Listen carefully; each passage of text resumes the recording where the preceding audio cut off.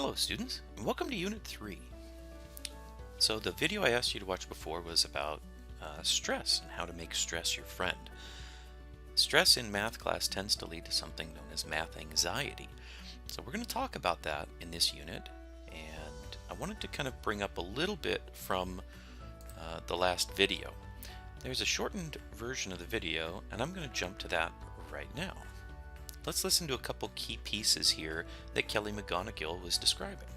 Normally, we interpret these physical changes as anxiety, but what if you viewed them instead as signs that your body was preparing you to meet this challenge? Now, that is exactly what participants were told in a study conducted at Harvard University. And participants who learned to view the stress response as helpful, well, they were less stressed out, less anxious, more confident, their physical stress response changed. Now, in a typical stress response, your heart rate goes up and your blood vessels constrict. But in the study, when participants viewed their stress response as helpful, their blood vessels stayed relaxed like this. Their heart was still pounding, but this is a much healthier cardiovascular profile. It's a lot like what happens in moments of courage. We need to talk about a hormone, oxytocin. Oxytocin makes you crave physical contact with your friends and family. It enhances your empathy. Your pituitary gland pumps this stuff out as part of the stress response. And one of its main roles in your body is to protect your cardiovascular system from the effects of stress. Your heart has receptors for this hormone, and oxytocin helps heart cells regenerate from any stress-induced damage. I want to finish by telling you about one more study. This study tracked about 1,000 adults in the United States, and they started the study by asking, how much stress have you experienced in the last year? They also asked, how much time have you spent helping out friends? People who spent time caring for others showed absolutely no stress-related increase in dying, zero. When you choose to view your stress response as helpful, you create the biology of courage. And when you choose to connect with others under stress, you can create resilience. Thank you. Okay, so what Kelly was describing there is that we have a role to play in our stress. We can let it control our lives, we can let it control how we react, or we can be more critical and think about it and say, wait a minute, my heart is pumping more blood because I'm getting ready for a math test. So these are kind of the ways, the good and the bad parts about stress. Hopefully, as you think about coming to a math class, you begin to tell yourself, wait a minute, I'm getting a little bit more stress coming in, but it's because I'm preparing for a challenge. I'm getting ready to take a math class that people told me I couldn't do, or that maybe I didn't think I could do, but now I'm going to take this challenge on. And again, it brings up the idea of courage. So what does math anxiety look like?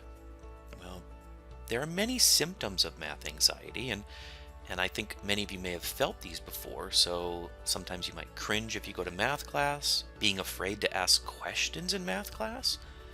And from a teacher, it's hard to hear, because math class is the time when you should be asking questions. It's the time when you're not looking stupid, as some people say. I don't want to look stupid in class, so I don't want to be called on. But instead, it's a chance to say, I'm learning this, so I should be questioning it so that I understand it better. And again, at the bottom, you see people, math anxiety comments saying, it's really clear to me when I'm in class, but when I go home, it's like I was never there. And I think that brings back up what we talked about previously with the way your brain processes things. You have to be active and practice. And that might mean that during class, if you can, instead of just doing it kind of on your own, work with the teacher and be kind of going through the problem yourself instead of just being what's called passive.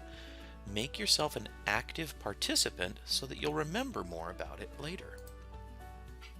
Well, let's talk briefly about the definition of math anxiety. And here's one, the feelings of fear, apprehension, or dread that they experience when they're in situations that require solving math problems.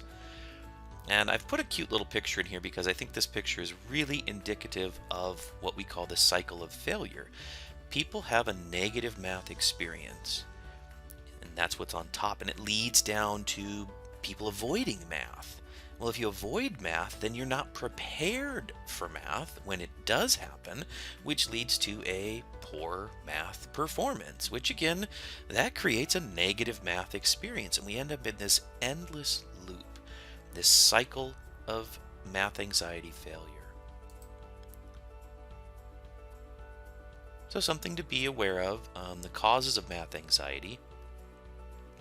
The fear of failure. Again, that comes from that fixed mindset. The fear of public embarrassment. That's something that you can kind of get through by saying, I don't need to be embarrassed. The fact that I don't know the math is why I'm taking the class. Ineffective study skills. And at times, math anxiety can be caused by teacher influence. If your teacher is not supportive, and some of you may have had those experiences in a math class. So what's interesting is as you have these anxiety feelings, as Kelly was talking about, the feelings of almost stress coming on, there are things that are psychological symptoms. These are things that happen inside your head. So you might feel yourself getting stressed out, but do you ever talk to yourself about the stress that you're feeling? Do you ever kind of try to give a reason to it? So here's some psychological symptoms of the anxiety. You have this fight or flight feeling, negative self-talk, panic, fear, extreme tension, nervousness, and even for many students, an inability to recall the material that was studied. And what happens is a different part of your brain becomes active, the part that says we have to fight or flight. And that really keeps your brain from being able to access the areas that we grew all those dendrites in. All of that studying, unfortunately, can be kind of washed away with this. So we have to be cognizant of it, we have to think about it, and we have to be able to react to it. Now, for many people, they actually have physical symptoms of anxiety. And that's what you can actually feel in your body, not just in your head. You know, the clammy hands, the kind of the upset stomach or the queasy stomach, the heartbeat that increases. Remember, Kelly talked about this is a natural response to stress. Sometimes you get tight shoulders, headaches, dry mouth, shortness of breath.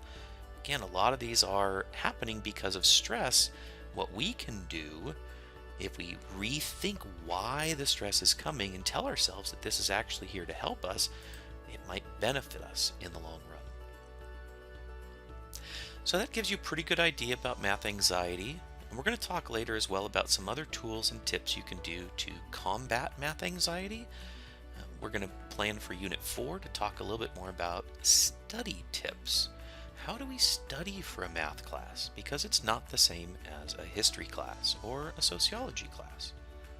So I'm going to have a few videos linked in the next unit. And what are some things you can do to prepare, study, and review for math or other courses? I want you to be thinking about that so that you become more proactive in your learning. All right, that wraps it up for today. Thank you for watching, and thanks for being in the program. Hope it's going well for you, and please reach out if you have any questions or comments. All right, we'll talk to you soon.